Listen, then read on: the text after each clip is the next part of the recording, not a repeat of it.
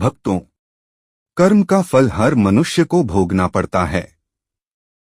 रोहित नामक एक अनाथ बच्चा था।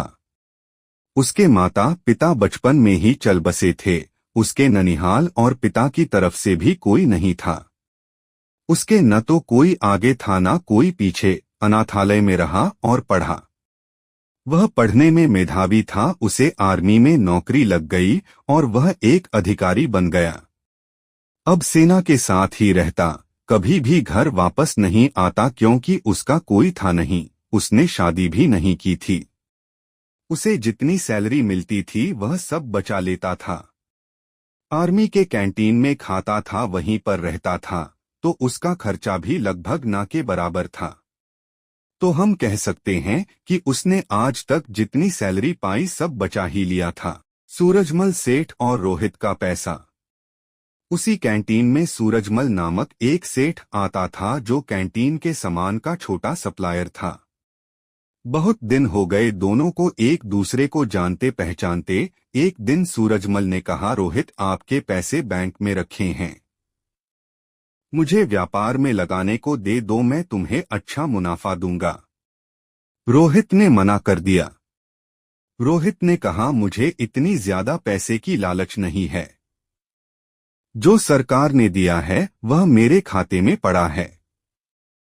कभी जिंदगी में जरूरत पड़ी तो इस्तेमाल करेंगे, नहीं तो कोई बात नहीं। सेठ ने कहा, यह भी क्या बात हुई, अगर तुम हमें अपना दोस्त मानते हो तो तुम मेरी सहायता ही कर दो। मैं तुम्हें यह पैसा वापस लौटा दूंगा। कम से कम मेरा काम हो जाएगा, अभी इस पैसे की तुम्हें जरूरत भी नहीं है। सेठ की नियत में खोट।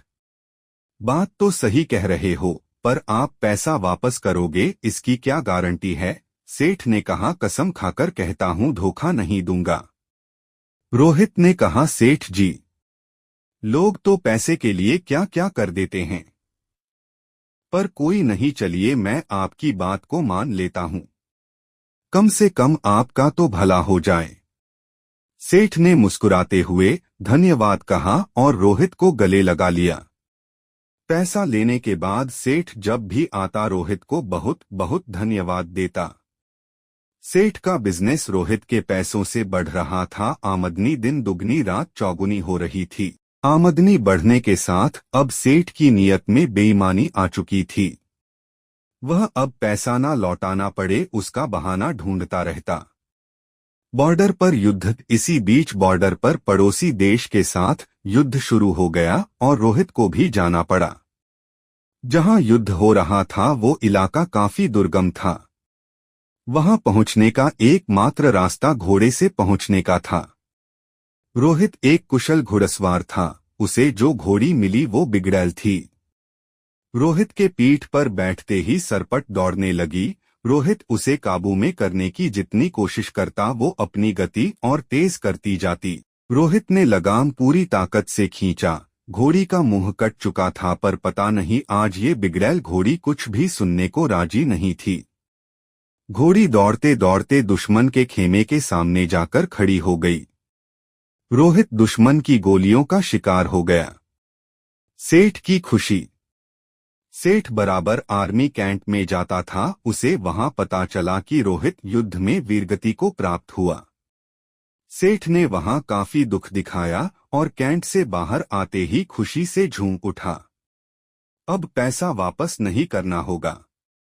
सेठ का व्यापार दिन दोगुनी रात चौगुनी तरक्की कर रहा था। कुछ दिनों के बाद सेठ की पत्नी मां बनी और सेठ एक सुंदर बच्चे का पिता बना। सेठ के जीवन का ये सबसे बेहतरीन समय चल रहा था। समय बीतते देर नहीं लगती। सेठ का बेटा अमर जो अब बड़ा हो गया था और अब सेठ के साथ मिलकर व्यापार करता था। अमर विवाह योग्य हो चुका था। अच्छे घर की सुंदर सुशील कन्या देखकर अमर की शादी हो गई। अब सेठ कहता, कुछ दिन की और बात है, अब बेटा व्यापार संभालेगा। मेरी जिंदगी सफल हो गई और क्या चाहिए मुझे। अमर की बीमारी। अमर की शादी हुए मुश्किल से 2 महीने हुए थे। अमर सड़क पार कर रहा था, उसे चक्कर आया और गिर गया। लोग उसे उठाकर हॉस्पिटल पहुंचाए। उसके ब्रेन का एमआरआई और अन्य टेस्ट हुए तो पता चला अमर को ब्रेन कैंसर है। सेठ ने डॉक्टरों से कहा, पैसे की चिंता मत करें, आप इलाज करें। डॉक्टर और हॉस्पिटल बदलते गए पर अमर की हालत दिन ब दिन बिगड़ती गई। सेठ अब व्यापार पे ध्यान नहीं दे पा रहा था, उसके कस्टमर छूटते जा रहे थे। हॉस्पिटल का बढ़ता बिल और अमर की बीमारी। हॉस्पिटल का बिल बढ़ता जा रहा था। अब सेठ पर कर्ज काफी हो चुका था। सेठ परेशान था। अब अमर को डॉक्टर ने जवाब दे दिया। सेठ हार चुका था। किसी चमत्कार की आशा में बैठा था। चमत्कार तो नहीं हुआ, पर अमर अब इस दुनिया में नहीं रहा। महीनों जिंदगी की जंग लड़ने के बाद अमर हार चुका था। सेठ के घर में हाहाकार मच गया। सेठ, सेठानी, अमर की पत्नी सब विलाप कर रहे थे। यहां तक कि घर के नौकरों का भी रो रो कर हाल बुरा था। साधु का सच और कर्म फल। एक साधु उधर से गुजर रहे थे। उन्होंने करुण क्रंदन सुना तो रुक गए। वहां जाकर उन्हें कहा, रोने से कुछ नहीं होगा, जो होना था वो हो गया। सेठ गुस्से में बोला, मेरे साथ ही क्यों? साधु ने कहा, सब कर्म का फल है, यहीं चुका कर जाना होता है। आज बहुत रो रहे हो, कल तो तुम बहुत हंस रहे थे। सेठ ने कहा, मैं कुछ समझा नहीं महाराज। साधु ने कहा, तुमने अपने व्यापार के लिए उधार पैसे लिए थे। जब व्यापार चल पड़ा तो तुमने जिसके पैसे थे उसे लौटाए नहीं। सेठ ने कहा, गलत, वो मर गया था, किसे लौटाता? साधु ने कहा, झूठ नहीं, तुम भूल गए उसके मरने के समाचार पे तुम कितना खुश हुए थे। उस दिन तुमने मिठाई बांटी थी। क्या मिठाई बांटना सही था? तुम उसके पैसे को सरकार को या अनाथालय या किसी जरूरतमंद को दे सकते थे, पर तुमने नहीं दिया। तुम्हारी नियत में खोट थी। सेठ शर्मिंदा था।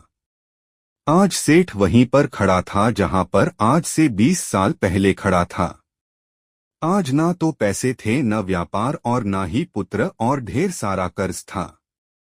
साधु ने कहा, ये तुम्हारा पुत्र वही लड़का रोहित था। ये अपना हिसाब करने आया था, हिसाब कर लिया और चला गया।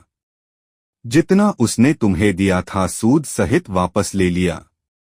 तुमने उसकी शिक्षा, शादी, हॉस्पिटल सब पर खूब खर्च किया। जब वो गया तुम्हें भिखारी बनाकर गया। सेठ ने सुबकते हुए कहा, मान लिया मेरी गलती थी। इस बेटी की क्या गलती, इससे तो सिर्फ 2 महीने पहले शादी हुई थी। साधु ने कहा, ये इसका कर्म फल था। ये पिछले जन्म में वो घोड़ी थी जिसके चलते रोहित की जिंदगी खत्म हुई। आज रोहित ने बदला ले लिया और इसकी जिंदगी नर्क बनाकर चला गया। जीवन में कुछ भी बिना कारण नहीं हो रहा है। हो सकता है बीज आपने बहुत पहले लगाया हो और आप भूल गए हो। वही बीज पेड़ बन जाता है, तब हमें पता चलता है। इसलिए आप कैसा बीज लगाते हो हमेशा याद रखो। प्रकृति हिसाब करती है, आप याद रखो न रखो, प्रकृति हमेशा याद रखती है। सेठ निरुत्तर, हताश, घर की सीढ़ी पर बैठा अपने कर्म को कोस रहा था। हमेशा अपने कर्म पर ध्यान दें। ऊपर वाले की लाठी में आवाज नहीं होती पर असर पूरा करती है।